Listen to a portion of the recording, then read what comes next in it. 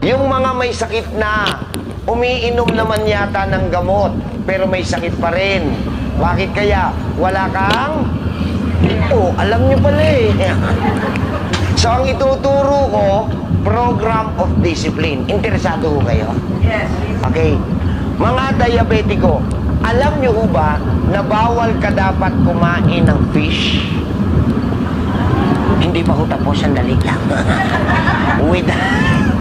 Without scales, walang kaliskis, galunggong, alumahan, tambakol, matambaka, tuna, sapsap, mga walang kaliskis yan. Bawal yan sa mga may diabetes. Asan yung diabetiko? Isa, dalawa, tatlo. Alam niyo bang bawal o hindi? Hindi. According sa data namin sa DOH, 98% ng mga diabetiko sa Pilipinas hindi alam to. Ulitin natin, umiinom ng gamot, nakakakain ng bawal, gagaling o hindi? Pwede nagsasayang pa ng pera. Akala ko ba mahirap ang buhay sa Pilipinas? Tapos nagsasayang pa kayo ng pera? Mali. Kulang lang sa tamang kaalaman. Ang tunay na sikreto sa kagalingan, pagbabago. Isang sakit, yung hypertension, yan yung dapat may maintenance. Ang mga iniinom dyan, either Catapres, Losartan, Amlodipine, Nifedipine, Calciblac, Neoblac, Monoblac, Haloblac. Basta may black, pwede yan. Yun yung isa, high blood. Okay, yung isang high blood, sakit yun, sakit. Yung isang high blood, ugali. Yun yung kinako. Sa linawin ko, maraming nagtaas ng kamay. Ano ba yung itinaas mo? Sakit o ugali? Both. Sige. Pangalawang pinakamarami, diabetes. 3 ang nandito. Ikatlo, sino po may arthritis? Ayan, hindi maitaas. Masakit, no? Next, sino may allergy? Okay? Ang allergy, para lang po sa kalaman ninyo, baka lang hindi nyo alam, pati sa pamilya nyo, ituro nyo. 13 sakit po yun. Isa lang ang tawag, allergy. Ano yun? Sinusitis. Allergic rhinitis, yung hatching ng hatching. Asthma o hika. Bronchitis. Pneumonia o pulmonya. PTB, tuberculosis. Primary complex. Coughs infection. Emphysema, eczema, skin diseases, skin asthma, and even psoriasis or psoriasis. So, yun yung 13 sakit na nakapasok sa pangalang allergy. And last but not the least, ito po yung specialization ko. Isa po akong cancer specialist.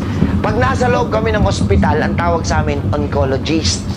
Pero pag may sarili ho kaming clinic, ang tawag sa amin, cancer specialist. Okay, ang bukol, 11 lang. Cyst, myoma, thyroid, goiter, lymphoma, lipoma, fibrosis, lymphoma, lymph nodes, polyp, tumor, cancer. Isang cancer lang ang walang bukol, leukemia yon. Kasi ang leukemia ay cancer sa dugo. Pero pagka ikaw ay hindi naman leukemia at sinabihang may cancer ka, sigurado dapat may bukol yon. Malinaw? Yung tumor, hindi pa considered cancer kasi tumor pa lang siya. Pag lumaki ho yun, 3 more. Pag lumaki, 4 more. Pag hindi nakuha, no more. Pero hindi nakakatakot kasi hindi naman nakamamatay ang cancer eh. Ang nakamamatay yung sobrang daming lason na ipinapasok nyo sa katawan nyo para patayin yung cancer. Nalalason yung pasyente, hindi yung cancer. Pwede hong mamimili kayo, either magpakimo o sumunod na lang sa disiplina. Pero good news, pwede nating mapatay yung cancer para humaba ang buhay mo. Okay po? Sige. Kailangan lang susunod. Ha? Sige. Tuturuan ko kayo tunaw, ha? Tunaw. Halimbawa, ma'am, ikaw.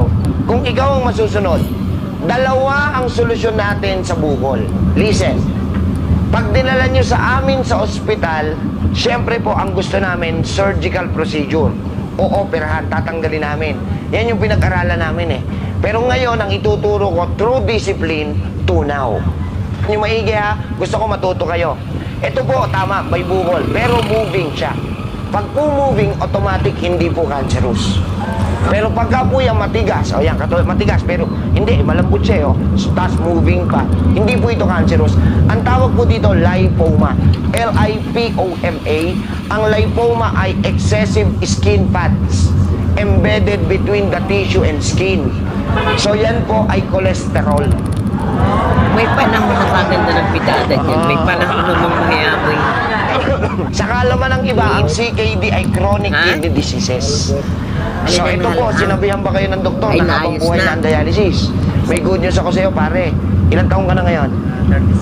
Makinig ko kayo maigi mag-asawa, sobrang gastos po yan. Tama. Pero kung susunod talaga kayo ng 120 days na discipline, marirepair ang kidney, hinto ang dialysis. Ikaw lang yung makakagawa niyan, pare. Disiplina, walang putol, bawal is bawal. Ang tawag ng disiplina. Huwag kayo magulat, ha? Kailangan nila ng 40 mil buwan-buwan, pampadialysis lang yan. Wala pa dyan yung gamot na iniinom niya araw-araw. Nakita nyo? Yun yung consequence. Kaya kung ako sa'yo, pre, 4 na taon ka na nga nagtsatsaga, ano ba naman yung gawin mo na lang yung disiplina? Okay po? So, 4 na simpleng sakit. Ano ang pagkakaiba-iba? Ang headache ay pagsakit lamang ng ulo. Ang migraine, higher level of pain.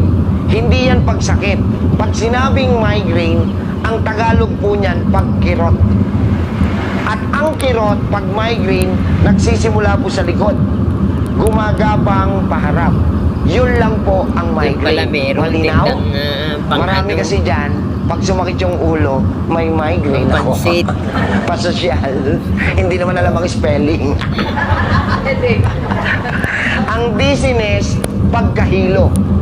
Ang vertigo, pagkawala sa balanse. Nakatayo ka lang, pero ang pakiramdam mo na off balance ka. Nagsusway-sway. Ang Tagalog po niyan, nalulula. Science, vertigo. Isa lang po ang pinagmula ng 4 na sakit na to. Ano yon? Hindi kayo nakakainom ng 8 basong tubig. Araw-araw. Period. Ang tamang sukat ng isang basong tubig dapat po ay 330 ml. At ituturo ko po yan. Gusto niyo matutunan? Okay. Ang katawan ng tao, tao po yan, ano ho? Tanggalin natin to. May lagpas lang. Ang katawan ng tao, 70% tubig ang laman. Yan yung normal level ng body natin. Yung utak natin, brain, almost 80% tubig ang laman. Okay? Every time na magsasalita po tayo, bumabagsak po yung water level sa katawan natin. Bakit, Dok? Kasi po, habang nagsasalita tayo, gumagawa po tayo ng laway. Kaya yung mga chismosa, alam na, no? Sumasakit ang ulo nila, buti nga. Okay. Pag umihi po kayo, bababa yan. Pag dumumi, bababa. Pag pinawisan, bababa. Ang hindi alam ng karamihan, pag may bisyo po kayo, ang paninigarilyo at pag-inom ng alak ay nakakasunog ng tubig sa loob ng katawan ng doble pa kesa pinapawisan lang. Pag nagpupuyat kayo, doble din po ang natutuyong tubig sa loob. Ang tawag namin dito sa science, dehydration. Ibig sabihin, bumagsak sa 70% yung tubig sa loob. Hindi na normal ang katawan mo. At kailangan mapalitan natin ang nawalang tubig. Tama ba? At ang sabi ng science, in order to replenish the lost water, you need to consume at least, pinakakaunti, ay 8 basong tubig araw-araw. At may lilinawin lang po ako. Okay lang ba? Ang sabi, tubig. Tubig. Hindi kasama dyan ang juice. Hindi kasama ang iced tea. Hindi kasama ang sabaw. At lalong hindi po kabilang dyan ang soft drinks at alak. Malinaw? Ngayon, maging totoo tayo sa isa't isa para bilang doktor makatulong po ako sa inyo. Yung totoo ha, ikaw ba, nakakainom ka pa ba ng 8 basong tubig araw-araw o hindi na? Salamat sa pagiging tapat. According sa data namin sa DOH, meron ba mga BHW rito? Barangay Health Workers? Wala. Sayang. Dapat nandito sila kung meron, ano? Ayun, napaka-importante na ito. Oh. Basic lang. Tingnan nyo. According sa data namin sa DOH, mahigit 90% na ng pamilyang Pinoy ang hindi nakakasunod sa pag-inom ng 8 basong tubig. So, sasample lang ko kayo kung isa ka sa hindi nakakatupad niyan. Monday o Lunes, nakainom ng 8 o hindi? Kung hindi, tignan mo, araw pa lang ng Lunes, hindi na normal ang katawan mo. Okay? Martes, Tuesday o Martes, nakawalo o hindi? Kung hindi na naman, pabagsak ng pabagsak ang water level inside. At habang bumabagsak ang tubig sa loob ng katawan, lumalapot ang inyong dugo at nagiging acidic ang buong katawan ninyo.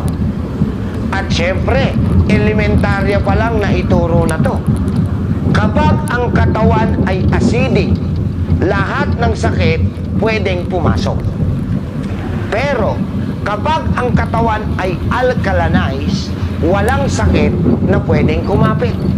So gusto ko, ma-imagine lang ninyo, kung simulat sa pool hanggang ngayon, nagagawa mo ang napakasimple na uminom ng 8 basong tubig araw-araw, wala sanang may sakit sa inyo ngayon.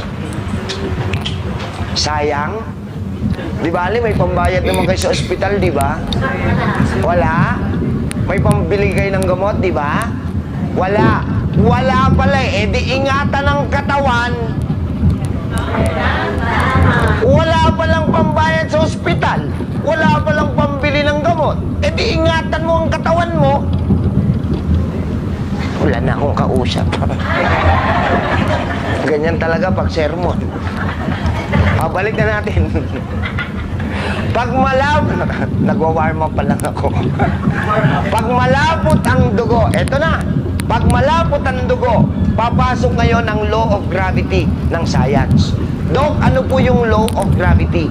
Nasaan ba talaga ang utak natin? Sa itaas o sa ibaba? Yung totoo. Yung iba nag-isip, nasan ba? Inulit. Wala kayong paninindigan. Inulit ko lang yung tanong, as kung kaya. Sa taas, sa taas. At dahil nasa itaas ang utak, tingnan nyo ha, malapot ang dugo, nahihirapang paakyatin. Dito nga, sasakyan, patirik, hirap na hirap. Dugo pa kaya. Ang sasakyan, may makina eh. Tama? Tingnan nyo, malapot ang dugo, paakyat, kinakapos ngayon ng proper blood supply ang ating brain cells. Magrereklamo ang lalagyan ng brain, ulo. Anong irereklamo niya? Sasakit siya, headache. Kikirot siya, migraine. Mahihilo siya, dizziness, mawawalan siya ng balanse, vertigo. So ladies and gentlemen, itong unang 4 na sakit na diniskas ko, hindi nyo pala dapat iniinuman ng kahit na anong gamot. Anong solusyon? Mali. 8 basong tubig.